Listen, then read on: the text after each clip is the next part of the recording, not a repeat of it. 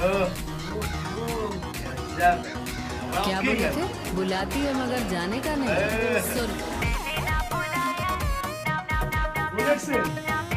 मतलब गाना ही से 100 मिलियन मिल रहा है। गाना का डायरेक्शन जबरदस्त हुआ, लोकेशन का लाग रहा हो, एटीट्यूड देखा था नहीं है गजब। पहले आप हम पे मरते हैं फिर हम आप पे मरते हैं, जब हम आप पे मरते हैं तब आप कहीं और मरते हैं। कहते हो बुलाती है जाने का नहीं, हाँ हाँ जाने का नहीं। तो सुन हम बुलाई पे नहीं किए, इधर आने का नहीं।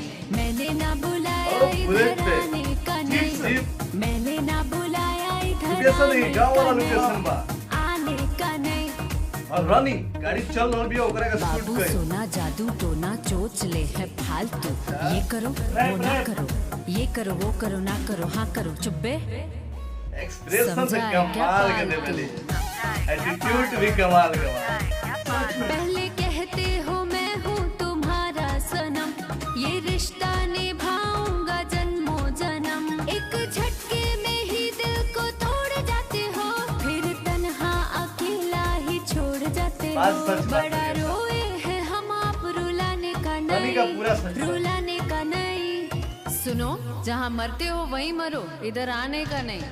मैंने ना बुलाया इधर आने का नहीं, मैंने ना बुलाया इधर आने का नहीं। ओ हीरो डोंट ट्राई अगेन। मतलब समझी भोजपुरी में एगो फीमेल स्टार एक्टिंग भी कर लेवली, डांस भी कर लेवली, मतलब परफॉर्मेंस जबरदस्त। का वीडियो बनल है लव जबरदस्त। यू मिस यू ओ जानू ये रट लेते हो, काम अपना निकलते ही कट लेते हो। फिर हमको ही कहते गलत यार तुम, और दिखाते हो हमको ये संसार तुम। देखी दुनिया बहुत अब दिखाने का नहीं, दिखाने का नहीं। क्या बोले थे? बुलाती है मगर जाने का नहीं। सुन मैंने ना बुलाया इधर आने का नहीं, सुन मैंने ना बुलाया इधर आने का नहीं। सुन आने का नहीं, सुन आने का नहीं, आने का नहीं। अच्छा सिंह जी ब्यूटीफुल भी लग रहा है गाना में। ते यही जोन ब्यूटीफुल बाटे एकरे लोग गलत फायदा उठावेला, लोग तड़पावतो बा। ती जौन बात बा एमे गाना में उहे देखइले बड़ी कि जौन झूठ मूठ के प्यार वाला झोल बोलवा। तो गाना चले के कारण इहे बा कि 100 में से 90 लोग के साथ ऐसा घटना हो जाता।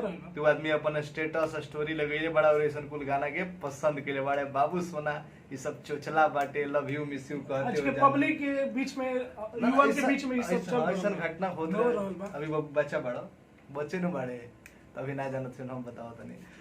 तो बस जबरदस्त गाना रहे। अक्षरा सिंह हमारा लगा लाइफ के बेस्ट वीडियो रहे।